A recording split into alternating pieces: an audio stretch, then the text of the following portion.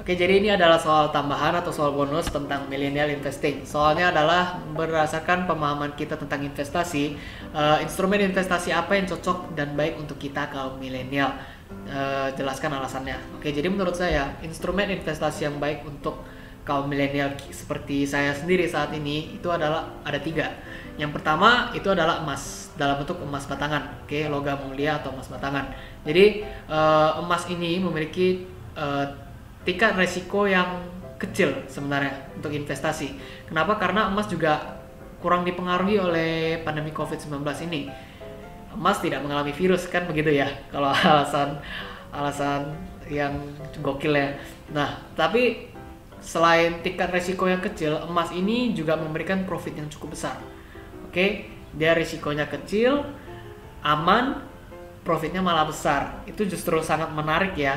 Jadi profitnya selalu meningkat dari waktu nilainya selalu meningkat dari waktu ke waktu, yang artinya profitnya juga besar dari waktu ke waktu. Nah, tetapi untuk selain tingkat risiko yang rendah dan profit yang tinggi, modal untuk menginvestasikan emas ini itu malah besar, oke, cukup besar. Jadi itu sedikit kelemahan dari investasi dalam bentuk emas batangan. Namun menurut saya sendiri investasi emas batangan ini masih tergolong investasi yang baik bagi kita karena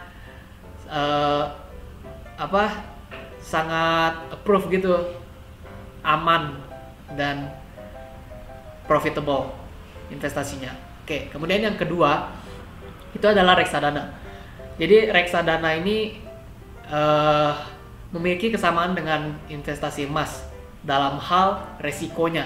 Oke, jadi resiko dalam berinvestasi dalam bentuk reksadana, susah kali ngomongnya. Risiko investasi dalam bentuk reksadana itu tergolong aman. Oke, penurunannya itu juga jarang, tetapi profit yang dihasilkan itu kecil. Profit yang dihasilkan itu sangat kecil, hanya sekitar Rp50, Rp8, Rp20, itu kecil banget ya. Tapi resikonya aman, kecil banget resikonya. Selain resiko yang aman, profitnya kecil, ada satu kelebihannya lagi, yaitu modal yang kecil. Modal untuk berinvestasi dalam bentuk reksadana itu rata-rata kecil. Ada yang besar sih, tetapi rata-rata kecil. Rp60.000, Rp40.000, Rp80.000, dan itu dengan modal segitu aja kita sudah bisa berinvestasi reksadana. Dan itu ya udah pasti lumayan menarik juga sih bagi kita. Saya sendiri juga berpikir itu menarik banget buat diri saya sendiri berinvestasi reksadana. Jadi menurut saya reksadana ini sangat aman dan ya normally aman lah untuk berinvestasi bagi kita kaum milenial, oke, yang membutuhkan dana kecil dan memiliki profit gitu. Dan yang ketiga adalah saham. Walaupun saham ini kurang recommended ya, kurang di-recommended saat ini. Kenapa? Karena jika kita bandingkan dengan tahun lalu sampai dengan saat ini, tahun lalu itu IHSG adalah nilainya sebesar 6.000 lebih. 6.223 seingat saya waktu itu. Dan sekarang itu mengalami penurunan hingga 4.600 sekian. Oke. Dan itu turunnya sangat banyak ya. Turunnya hampir 50% lebih. Nah, itu menurut saya masih bisa dikatakan, tetapi saya tetap masih merekomendasikan walaupun kecil saja persentase rekomendasi saya. Kenapa? Karena saham ini masih bisa menghasilkan keuntungan, masih bisa memberikan keuntungan, dan nilainya saat ini masih tergolong murah karena mengalami penurunan. Kan nilai sahamnya turun-turun semua, tetapi bukan berarti semakin murah kita bisa semakin seenaknya. Kenapa? Karena saham ini memiliki tingkat risiko yang lumayan dan bisa dibilang lebih kebesar risikonya. Kemudian profitnya juga lumayan, modalnya juga lumayan. Oke, dalam hal modal, profit dan risiko, saham ini yang paling besar sebenarnya dibandingkan emas dan reksadana tadi. Oke, kalau kita bicarakan dengan risiko, itu sangat rentan mengalami penurunan, rentan juga mengalami peningkatan. Oke, saham sangat gampang berubah, setiap detik pun bisa berubah. Oke. Tapi untuk modal, saham ini dalam hal modal itu diklasifikasikan menjadi 3 kalau menurut saya ya. Ada yang murah, ada yang menengah, dan ada yang mahal. Oke, jadi untuk yang murah itu bisa dibilang dari kisaran harga 8.000 per lot itu bisa 50 ya kali 100. Oke, iya betul, 8.000 per lot sampai 20.000 per lot. Oke, 100 lembar hanya dengan modal 20.000 itu ada di dalam saham.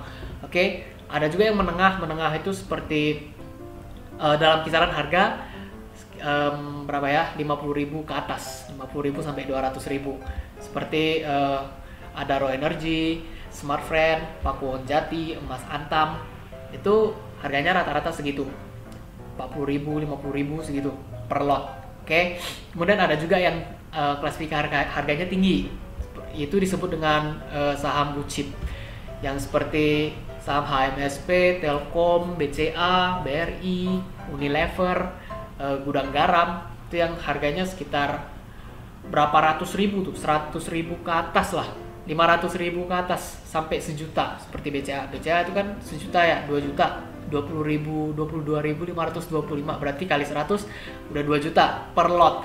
Nah itu kan, itu termasuk saham blue chip, yang dimana saham blue chip rata-rata adalah saham yang aman.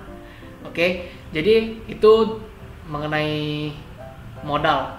Untuk resiko tadi lumayan ya, bisa mengalami peningkatan cukup besar, bisa juga mengalami penurunan cukup besar. Modal ada 3, ada yang murah, ada yang menengah, ada yang mahal.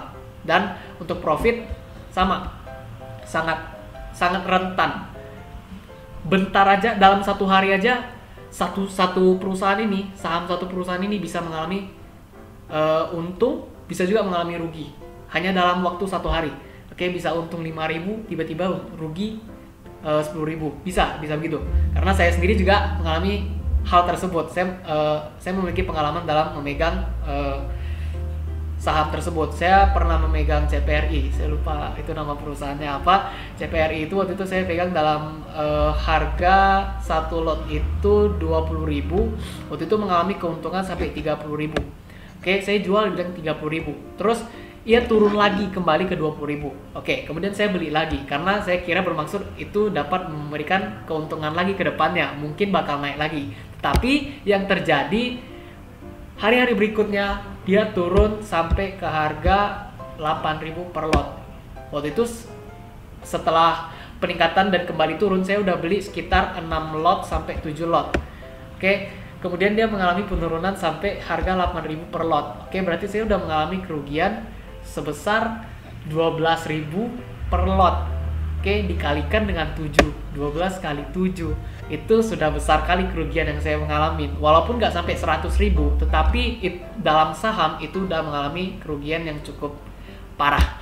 Oke, jadi saya bisa simpulkan kembali untuk investasi emas itu memiliki resiko yang kecil, resiko yang rendah,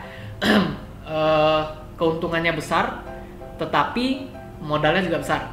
Oke, kemudian untuk reksadana, resikonya juga rendah, modalnya juga rendah, tetapi profitnya kecil. Oke, profitnya juga rendah. Oke, dan untuk saham, ini yang harus disertakan dengan prinsip kehati-hatian dalam bermainnya. Oke, dalam menginvestasikannya maksudnya.